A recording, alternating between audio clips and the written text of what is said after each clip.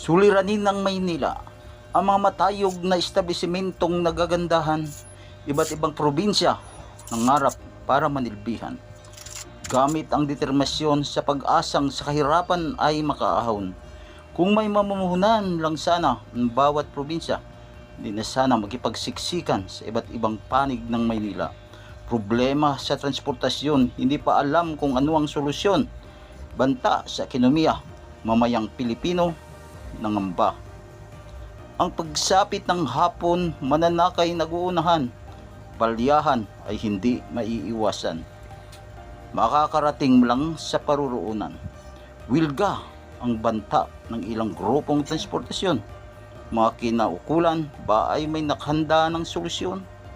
Kapag ang bawat panig ay hindi magkaisa, panigurado, pobreng mananakay na naman ang siyang magdurusa.